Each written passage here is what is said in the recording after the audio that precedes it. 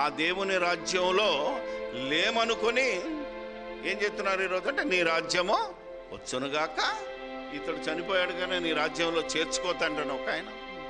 ఇప్పటికే ఆయన దేవుని రాజ్యంలో ఉన్నాడని చనిపోయిన తర్వాత అనుకుంటున్నారు తప్ప అసలు భూమి మీద మేము దేవుని రాజ్యంలో ఉన్నాం. ఎందుకంటే వాళ్ళకు అర్థం కాని సంగతి ఏంటి అంటే దానియేలు గ్రంథంలో ఉంటుంది. ఆ రాజుల కాలంలో పరలోకమందున్న దేవుడు ఒక రాజ్యాన్ని స్థాపిస్తాడు, దానికి అంతం లేదు అన్న తర్వాత ఒక మాట ఉంటుంది, అది పొందిన వారికే తప్ప మరెవరికి తెలియదు. దట్ ఈస్ అంటే దేవుని రాజ్యం ఎక్కడుందో ఎప్పుడొచ్చిందో ఎవరికి తెలియాలి?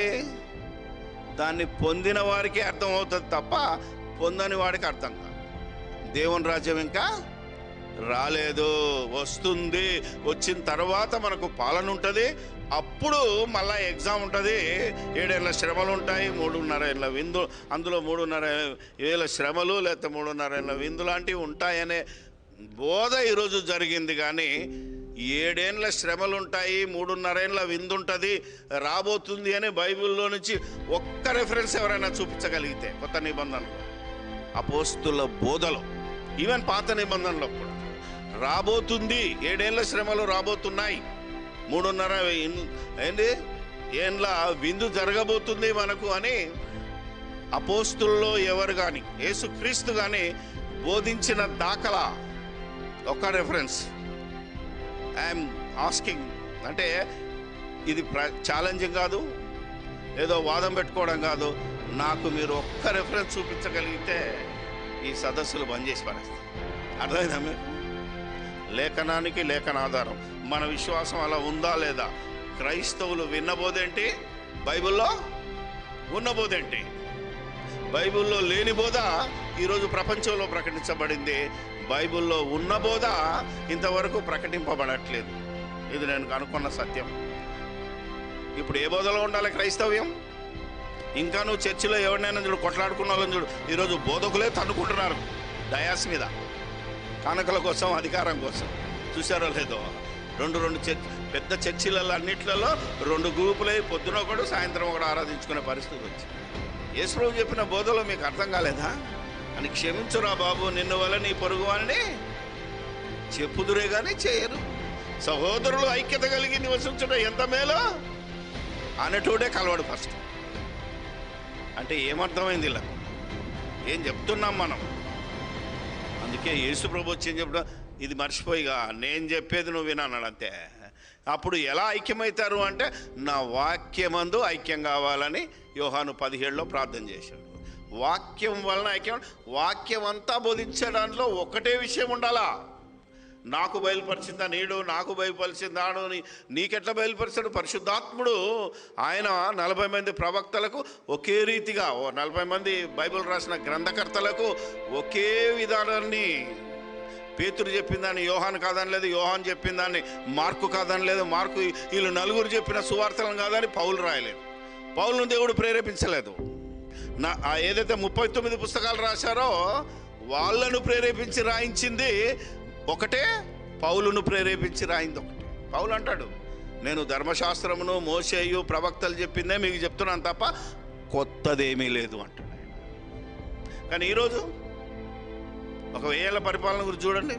ఇంతకు తమ్ముడు గుర్తు చేశాడు కదా, పరిశుద్ధ పట్టణంలో ఏం కావాలంట? సింహము, గొర్రెపిల్ల, గడ్డిమయ్యాలా అన్నాడు అంతే. ఇలాంటిది ఇప్పుడు జరగదు కదా బ్రదర్, జరగలేదు కదా బ్రదర్, ఇంకా జరుగుతుంది బ్రదర్, సృష్టిలో ముందు జరగబోతుంది బ్రదర్ అన్నాడు. నాయనా నువ్వు ఎక్కడున్నావు? అది యెషయా గ్రంథం, దర్శన గ్రంథం.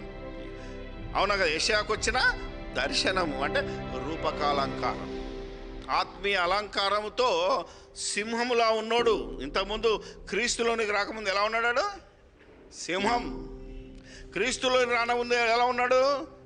తోడేళ్ళు అంటాడు, కన్నింగ్ ఫెలో. అవునా కదా? గొర్రె చర్మం కప్పుకొని, అవునా కదా, వచ్చాడు తోడేలు. ఇంతకుముందు రాకముందు ఎలా ఉంటాడు? పాము. అవునా కదా? క్రైస్తవుడు కాకముందు ఎలా అంటాడు? పాము.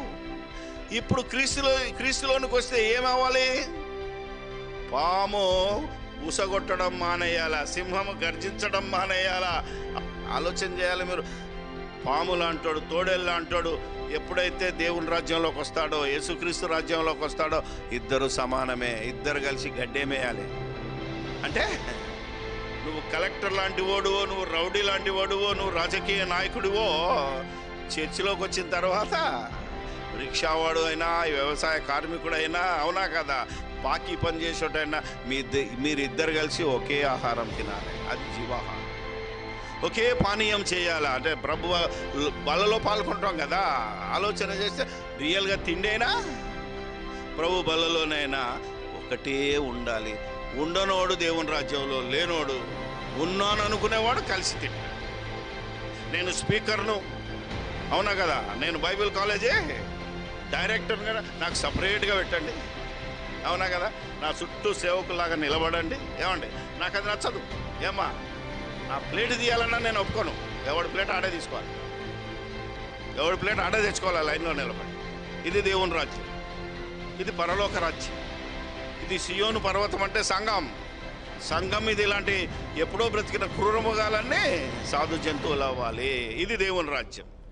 ఇలాంటి అనుభవము నీకు లేకపోతే లేనివాడు రాజ్యం రావాలని ప్రార్థన చేస్తాడు, ఉన్నవాడు ఇప్పుడు మీరు ఆలోచించండి.